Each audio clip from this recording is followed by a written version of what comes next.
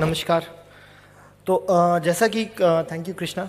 जैसा कृष्णा ने आपको बताया कि डीजीपे के जो नए फीचर्स हैं, cash deposit, domestic money transfer, तो मैं आपको इसके बारे में, एप्लीकेशन के बारे में कुछ बातें बताऊंगा जो कि हम लोगों ने अभी रिसेंटली इसमें इम्प्लीमेंट किया है और जो चेंजेस इसमें लाए हैं और फीचर्स क्या क्या ऐड करने जा रहे हैं और सिस्टम को कैसे और अच्छा करेंगे, इसके बारे में थोड़ी बातें बताऊंगा।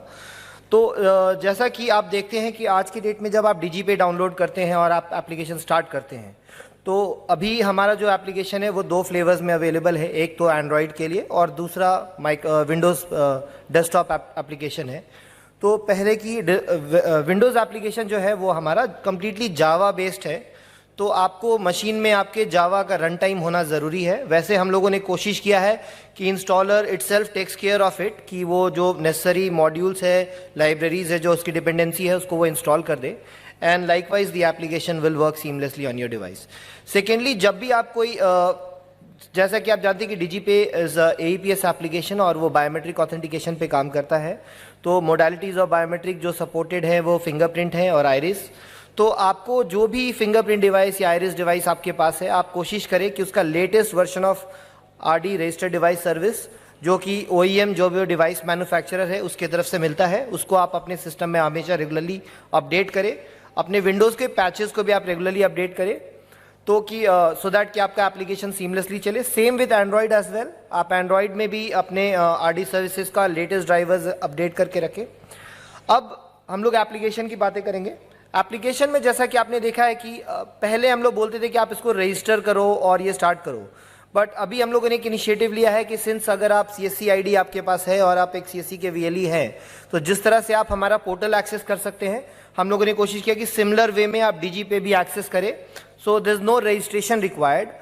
बस एक है कि एक टर्मिनल का आइडेंटिफिकेशन उसमें स्टार्ट के समय चाहिए होता है कि सिंस इसमें फाइनेंशियल ट्रांजैक्शंस हो रहे हैं, इसीलिए तो आपका CSC ID आप लेते हैं और उसके बाद फिर आप ऑथेंटिकेशन करके, डुअल फैक्टर ऑथेंटिकेशन है इसमें, जो कि बहुत सारे कंप्लेंट्स हमारे पास, बहुत सारे रिक्वेस्ट आते हैं कि आप वो उठा दो, बायोमेट्रिक फिंगरप्रिंट से लॉगिन हटा दो, OTP हटा दो। बट ये एक मैंडेट है RBI की AEPS के लिए कि वहाँ पे डुअल फैक्टर ऑथेंटिकेशन होना चाहिए। We are working to it's कि हम लोग और इसको सीमलेस कैसे कर सकते हैं with in the ambit of statutory compliance. जो भी रिक्वायरमेंट है, गाइडलाइंस जो प्रेस्क्राइब करता है, उसको बिना वायलेट किए हुए जो भी इसमें और हम लोग बेहतर कर सकते हैं, हम लोग उसमें काम कर रहे हैं और उसको ज़रूर बढ़िया करेंगे।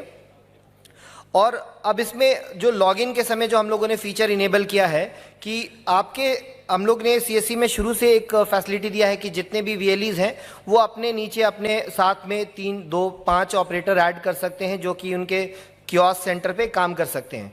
सो उसी तरह से CSC के जो VLEs हैं जिनके पास 2-3 ऑपरेटर हैं, जिन्होंने प्लान करके रखा है कि हाँ मेरा एक काउंटर है वो डीजीपे का काम करेगा, दूसरा काउंटर है हो सकता है वो बैंकिंग का करे या फिर कोई ट्रैवल करे, तो उस तरह से आप डीजीपे का भी स्पेसिफिक कंट्रोल अपने ऑपरेटर को दे सकते हैं।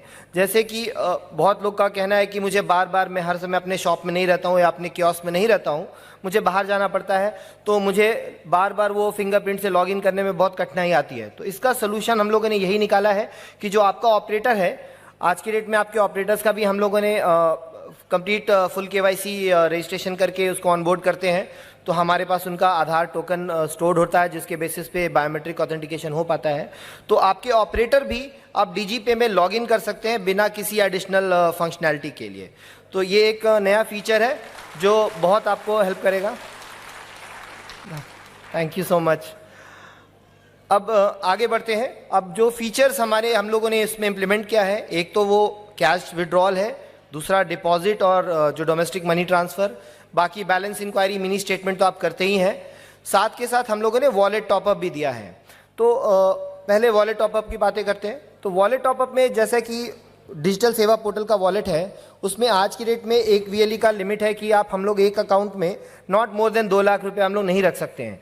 तो जब आप वॉलेट टॉपअप करते हैं तो आप एक चीज़ का ध्यान रख लें कि आप देख लें कि आपके डिजिटल सेवा पोर्टल में आपका वॉलेट का बैलेंस क्या है। सेकेंड, आपके जो डीजीपे के बैलेंस है उसमें एडिक्वेट फंड है कि नहीं वो ट्रांजैक्शन करने के लिए।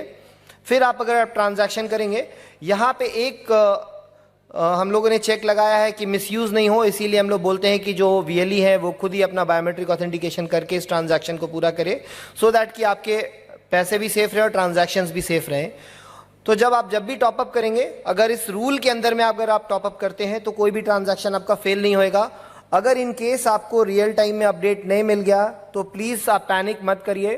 आई थिंक हम लोग उसको अभी वर्कआउट कर रहे हैं कि जो बैचेज हैं बैकएंड के जो अभी कुछ डिले से चल रहे हैं उसको हम लोग स्पीड अप कर रहे हैं कि ये जो इस तरह के फेलियर्स हैं इसको एड्रेस करके मैक्सिमम 15 to 20 मिनट्स के अंदर में आपके वॉलेट में हम लोग वापस क्रेडिट करा दें पैसा। तो ये वॉलेट टॉपअप में ऐसा है। सेकेंडली, जो कैश डिपॉजिट सर्विसेज हैं इसके लिए क्या है कि इसमें एक चेंजेस है। जो पहले जो कैश डिपॉजिट होता था या फिर जो आप कैश विड्रॉल देखते हैं कि हम लोगों ने उसमें अमाउंट डाला, ऑथेंटिकेशन किया, वो सीधा ट्रांजैक्शन हो जाता है और आप पैसे निकाल करके दे देते हैं अपने कस्टमर को। बट कैश डिपॉजिट के केस में क्या है, ये 2 लेग का ट्रांजैक्शन है जिसमें कि जब आप रिक्वेस्ट करते हैं तो सबसे पहला काम करता है कि वो जिस भी कस्टमर का बैंक अकाउंट में पैसा डिपॉजिट करने की कोशिश कर रहे हैं उसको वो पहले वैलिडेट करता है कि एक्चुअली वो बैंक अकाउंट सिस्टम में एग्जिस्ट करता है कि नहीं। इनफैक्ट मतलब जो जिस बैंक में उस कस्टमर का अकाउंट है हम लोग उस बैंक से कनेक्ट करते हैं, वो बैंक से मैसेज आता है कि इनका अकाउंट है इसमें, तभी डिपॉजिट का लेग इनिशिएट होता है। तो आप देखेंगे कि जब भी आप इस तरह के कैश डिपॉजिट कर रहे हैं तो अगर फर्स्ट लेग में अगर आपका वो फेलियर आता है तब आप रिफंड कर दीजिए कस्टमर को पैसा इंस्टेंटली। अगर वो फर्स्ट रिफंड में ट्रांजैक्शन के रिस्पॉन्स में अगर आपको सक्सेस आया या पेंडिंग आया तो आपको कैश नहीं रिफंड करना है कस्टमर को, क्योंकि वो कैश डेफिनेटली T+1 पे कैश उसके अकाउंट में डिपॉजिट हो जाएगा। इन केस नहीं आता है तो आपको एकदम 24 से 48 घंटे के अंदर में ही रिफंड होगा। और आपको भी यही मैं तब सजेशन दूंगा कि आप भी इसको इसी तरह से ट्रीट करें कि इसमें ना आपको इनकन्वीनियंस होगा ना कि आपके कस्टमर को इनकन्वीनियंस होगा। तो बेटर है कि हम लोग सेफ रहें और ट्रांजैक्शंस को उसी रूल के अकॉर्डिंगली फॉलो करें जो प्रेस्क्राइब गाइडलाइंस है। सिमिलरली डीएमटी के बारे में हम लोग बात करेंगे। डीएमटी में थोड़े से चेंजेस हैं, जो पहले जैसे डीएमटी करते थे हम लोग उस तरह से नहीं है आज की डेट में। जैसे डीएमटी का जो बेसिक रूल है कि आपको एक रेमिटर को रजिस्टर करना है और एक रेमिटर अपने अंदर में बेनिफिशियरी रजिस्टर करते हैं जिनको वो फंड ट्रांसफ़र कर सकते हैं। ये चीज़ें आज भी हैं, बट हम लोगों ने यहाँ पे थोड़ा सा चेंजेस किया है कि जब भी आप एक रेमिटर को ऐड कर रहे हैं तो मान लीजिए कि एक VLE है, उन्होंने एक रेमिटर को ऐड किया। अब वो रेमिटर आज यहाँ ट्रांजैक्शन करने के लिए उनको अपने डिटेल्स देकर के एक OTP ऑथेंटिकेट करके फर्स्ट टाइम रजिस्ट्रेशन करना है। उसके बाद जब बेनिफिशियरी ऐड करेंगे फिर बेनिफिशियरी को वो ऑथेंटिकेट कर लेंगे, फिर वो फंड ट्रांसफ़र करेंगे तो फंड ट्रांसफ़र में एक OTP आता है और फंड ट्रांसफ़र कर सकते हैं। बट अब इन केस ये जो कस्टमर है ये कल को किसी VLE-C के पास जाते हैं तो वहाँ पे इनको OTP देने की ज़रूरत नहीं पड़ेगी, या वो रिपीट A के पास आते हैं तो भी OTP देने की ज़रूरत नहीं है। बस रेमिटर का मोबाइल नंबर डालेंगे, रेमिटर का जो स्क्रीन और डिटेल्स आता है वो वहाँ पे लॉगिन कर जाएंगे जिसमें कि बेनिफिशियरी का डिटेल्स, उनकी ट्रांजैक्शन हिस्ट्री, वो सारी चीज़ें आपको वहाँ दिख जाएगी। और जब ट्रांजैक्शन मतलब जब फंड ट्रांसफ़र कर रहे हैं हम लोग डोमेस्टिक मनी ट्रांसफ़र में, इसमें 2 रूल्स हैं कि आप किसी भी बेनिफिशियरी को हमारे पूरे सिस्टम में 1 महीने में 50,000 से ज़्यादा नहीं दिया जा सकता है, ट्रांसफ़र नहीं किया जा सकता है। दूसरा कि जो एक रेमिटर है वो 1 महीने में 25,000 से ज़्यादा किसी को ट्रांसफ़र नहीं कर सकता है। तो इस रूल को हम लोग होल्ड करके रखेंगे और आप भी इसका ध्यान रखेंगे। और सिमिलरली आप अपने कस्टमर्स को भी एजुकेट करेंगे और जो VLEs हैं नियर बाई जो आज यहाँ नहीं मौजूद हैं उनसे भी आप संपर्क करके उनको भी इस चीज़ के बारे में बताएंगे। तो अब यहाँ पे जो रिफ़ंड के केसेस हैं कि जब आपने डोमेस्टिक मनी ट्रांसफ़र किया और आपको रियल टाइम में मान लीजिए कि वहाँ पे फेल आ गया तो वो आपको स्क्रीन में बताएगा कि किस केसेस में आपको इंस्टेंटली रिफ़ंड हो जाएगा और किस केसेस में जो नया रूल, जैसा कि कृष्णा ने बताया था कि RBI का नया गाइडलाइंस आया है रिफ़ंड के लिए, वो उसके बेसिस पे होगा। तो जब आप इसको रिफ़ंड की बातें करेंगे तो इसमें आपको स्क्रीन में बताएगा कि इस केस में जो रेमिटर हैं उनके मोबाइल में बैंक के तरफ से एक OTP आएगा, जिस OTP को डाल के उन्हें कंफर्म करना है कि हाँ ये ट्रांजैक्शन का पैसा मेरे अकाउंट में रिफ़ंड कर दिया जाए। जब तक वो OTP इस वाले केसेस में जब तक रेमिटर के पास से OTP नहीं डाल करके आप वेरीफाई करेंगे तब तक वो अमाउंट रिफ़ंड नहीं होएगा। और इन केस अगर रेमिटर को मोबाइल नहीं आया है तो वहाँ पे स्क्रीन में ऑप्शन है, आप वहाँ से OTP रीसेंड करवा सकते हैं अपने पास, और जैसे ही आप रिफ़ंड कराएंगे वो अमाउंट जो बैंक में कट करके चला गया है वो वापस आपके अकाउंट में आ जाएगा और जिस VLE ने ये ट्रांजैक्शन किया है उसी VLE के पास ये पैसा वापस आ जाएगा और आप ये कैश वापस हैंडओवर कर सकते हैं कस्टमर को। तो ये कुछ बातें थी जो मैं DigiPay के बारे में बता रहा था स्पेसिफिकली। और तो बाकी जो सर्विसेज हैं आप कैश विड्रॉल कर रहे हैं और जो ट्रांजैक्शंस के कुछ डिस्प्यूट्स अगर आपको होते हैं तो एक इसमें हम लोगों ने देखा है कि हम लोगों ने वहाँ पे एक फीचर दिया है विच इज़ कॉल्ड स्टेटस।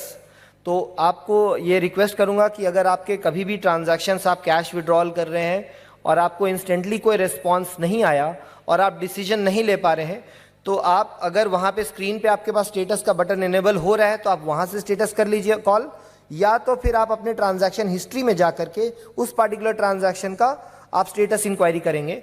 तो जब आप इसका स्टेटस इंक्वायरी करेंगे तब वो क्या होगा कि इंस्टेंटली अगर वो सक्सेस होगा तब तो आपको सक्सेस बता देगा, नहीं तो वो एक रिफंड ट्रिगर कर देगा और आपको कस्टमर को पैसे नहीं देने हैं।